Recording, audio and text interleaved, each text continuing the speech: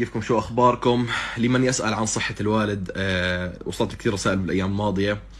الله يسعدكم يا رب. شكرا. الحمد لله أمور بابا طيبة، ما في إلا كل عافية إن شاء الله. لسه يعني ما زال في العناية المركزة، ولكن وضعه مستقر وطيب ولله الحمد. إن شاء الله في الأيام القادمة سيكون في تحسن بإذن واحد أحد.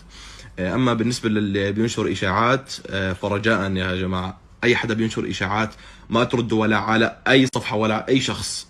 الأخبار الصحيحة بتاخذوها مني أنا ووليد، وحسابات قناة طيور الجنة وحسابات نجوم قناة طيور الجنة فقط لا غير. يعني هاي هي المعلومات الصحيحة، ما تاخذوها من أي مصدر آخر. رجاء يعطيكم العافية. زي ما قلت لكم بابا إن شاء الله ما في إلا العافية، بس ادعوا له ادعوا له وما نوقف دعاء، وبإذن الله إن شاء الله بيطلع منها بالسلامة. تحياتي لكم جميعا.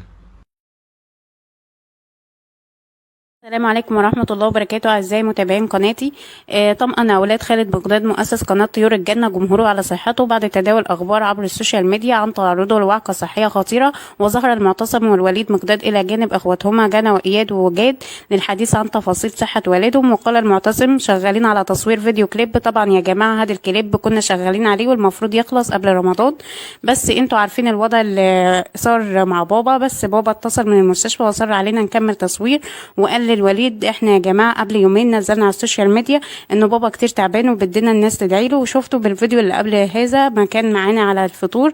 وبابا حاليا في المستشفى. وهنا تدخل المعتصم وقال: بابا دخل من يومين، بابا تعب بزياده وحاليا يركض بالعنايه المركزه، بس حالته مستقره واموره تمام مستقره وعلى جهاز التنفس، وان شاء الله ما في خطر، والدكاتره عم يطمنونا والرئتين عنده تمام، وان شاء الله خلال الايام القادمه يطلع من العنايه ويدخل على غرفة عادية خالص.